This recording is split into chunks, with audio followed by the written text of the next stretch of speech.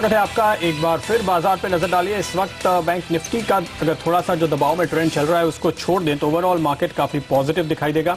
250 point ऊपर Sensex, करीब 70 point ऊपर निफ्टी और 200 पॉइंट ऊपर इस वक्त मिड कैप ट्रेड करते हुए नजर आ रहे हैं। मार्केट ब्रेथ अगर आप देखें 3 में से 2 स्टॉक्स ऊपर हैं। 45 मिनट का ट्रेड बाकी रहते ओवरऑल वॉल्यूम अगर आप इस वक्त देखते हैं तो 1.5 लाख करोड़ के आसपास, ये थोड़ा सा बिलो एवरेज जरूर नजर आ रहा है। तो इस तेजी में शायद पार्टिसिपेशन इतना ज्यादा आज के दिन देखने को नहीं मिला है। कैनरा HSBC OBC लाइफ की CIO रितु गंगराडे अरोड़ा हमारे साथ जुड़ रही हैं।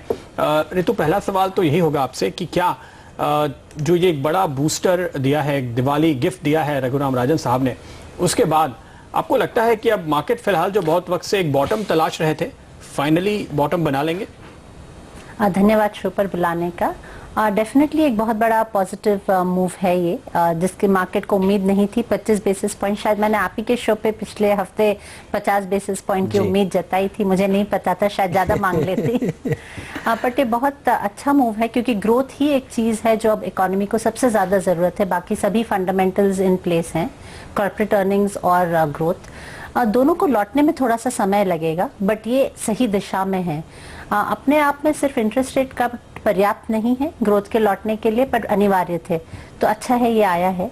और मुझे लगता है यहाँ से इंडियन मार्केट्स को आइसोलेट अगर हम कर पाते तो डेफिनेटली एक नए हाई बनने की उम्मीद थी, बट ग्लोबल फैक्टर्स को हम डिस्काउंट नहीं कर सकते और मुझे लगता है वहां से अभी प्रेशर बना रहेगा। FIIs की बिकवाली बनी हुई है, चाइना में चिंता की स्थिति बनी हुई है, फेड भी रेट नहीं बढ़ा पाया है ग्लोबल ग्रोथ के कंसर्न्स के कारण। तो मुझे लगता है उसके कारण मार्केट का मोमेंटम अभी अपसाइड कैप रहेगी और मुझे लगता है कुछ अभी महीने और लगेंगे जहां और पॉजिटिव रिटर्न ऑफ ग्रोथ और कॉर्पोरेट अर्निंग्स के बाद ही हम एक पॉजिटिव मोमेंटम स्थिर रूप से देखेंगे मार्केट। बिल्कुल, कल भी हमने देखा था उछाल में FIIs ने दरअसल कैश मार्केट में बिकवाली की थी। लेकिन तो ये बताइए कि आप ये जो रेट कट हुआ है, बैंक्स ने अपना काम करना शुरू कर दिया, पास ऑन करना शुरू कर दिया, क्या डिमांड बनेगी अब इस रेट कट के बाद? लोग स्पेंडिंग करेंगे, लोग लोन्स लेंगे? आपका अपना सेंस क्या कहता है इकोनॉमी की हालत को देखते हुए? एक तरफ मॉनसून ने इस बार साथ नहीं दिया है, रूरल ग्रोथ को लेकर सवाल या निशान है। आपको क्या लग रहा है, ये रेट कट दरअसल काम कर पाएगा इस समय? मुझे उम्मीद है कि कर पाएगा। दो जो कंसर्न कल RBI गवर्नर जी ने भी जताया, एक रूरल डिमांड काफी सबड्यूड है और ग्लोबल डिमांड भी सबड्यूड है। तो ऐसे में जो पूंजी निवेश करता है, जो इंडस्ट्रियलिस्ट हैं, उनके लिए एक बहुत अच्छा माहौल नहीं है टू ऐड मोर कैपेसिटीज। उसका जो रबफ है कंज्यूमर पर भी होता है, वेज ग्रोथ पर भी होता है, अर्बन कंजम्पशन पर भी होता है। पर जो एक पॉजिटिव है वो है जो हमारा रिविजन एंड पे स्केल्स आना है, जिससे एक और पॉजिटिविटी बनेगी। तो जो भी लेटेंट डिमांड है जो अभी तक रुकी हुई थी, वो चाहे 4 व्हीलर परचेज की हो, होम लोन की हो, मुझे लगता है आना शुरू हो जाएगी। और जैसे जैसे हम इकोनॉमी में सुधार देखते हैं, क्वांटम जंप उसमें आना लगेगा। तो ये एक बहुत जरूरी कदम था और मुझे उम्मीद है कि इससे कंजम्पशन लौटना चाहिए। तो आप ये कह रही हैं कि वित्त मंत्री और गवर्नर जो उम्मीद कर रहे हैं कि रेट घटने की वजह से इकोनॉमी रिवाइव हो, तो इन्वेस्टमेंट की तरफ से नहीं, कंजम्पशन की तरफ से होगी। और अगर ऐसा है तो आपकी इन्वेस्टमेंट स्ट्रैटेजी फिर क्या होगी? किन सेक्टर्स को सबसे पहले फायदा होगा? 2 चीजें इसके अलावा चाहिए। एक तो डिमांड विजिबिलिटी, ताकि नए प्रोजेक्ट्स आ सके, और दूसरा है कि विजिबिलिटी ऑन स्पेंडिंग पैटर्न। ये दोनों चीजें जब तक नहीं आती मुझे नहीं लगता रिवाइवल होगा। जो मेरी स्ट्रैटेजी है उसमें कोई बहुत बड़ा चेंज नहीं आया है। मैं एक बैलेंस पोर्टफोलियो की राय देती रही हूँ बहुत समय से, और इस साल जिस तरह के हमने मूवमेंट देखे हैं, राइट स्टॉक सिलेक्शन ही चला है। Bottom up stock selection rather than sectoral allocation strategy होनी चाहिए निवेशकर्ताओं के इस समय। बैलेंस पोर्टफोलियो में मुझे प्राइवेट सेक्टर बैंक्स अभी भी अच्छे लगते हैं, ऑटोमोबाइल्स अच्छे लगते हैं। इसके अलावा मेरे पोर्टफोलियो में सिलेक्टेड फार्मास्यूटिकल नाम है। फार्मास्यूटिकल एक बहुत वाइड सेक्टर है, काफ़ी अलग अलग पैटर्न है हर कंपनी का इसके अंदर। मेटल्स, कमोडिटीज से मैं अभी भी दूर रहना पसंद करती हूँ।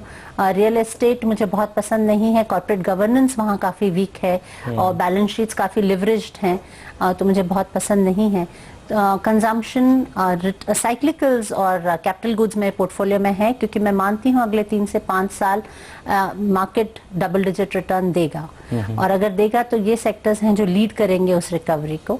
तो इनका मिला जुला पोर्टफोलियो मैंने मेंटेन किया हुआ है लॉन्ग टर्म नजरिए से। तो आप जैसे फंड मैनेजर्स और दिग्गज भी रियल एस्टेट और मेटल्स को इस समय हाथ नहीं लगाना चाहते, ये बताइए, लेकिन हाउसिंग फाइनेंस कंपनियों के ऊपर अब आपका क्या व्यू बन रहा है? जिस तरह से गवर्नर साहब ने भी कल एक इम्पीटस देने की कोशिश करी है हाउसिंग सेक्टर को, लगता है आपको हाउसिंग फाइनेंस कंपनियां एक अच्छा पिक हो सकती हैं? यहाँ वैल्यू दिखती है आपको, या काफी रैली हो चुकी है यहाँ पर?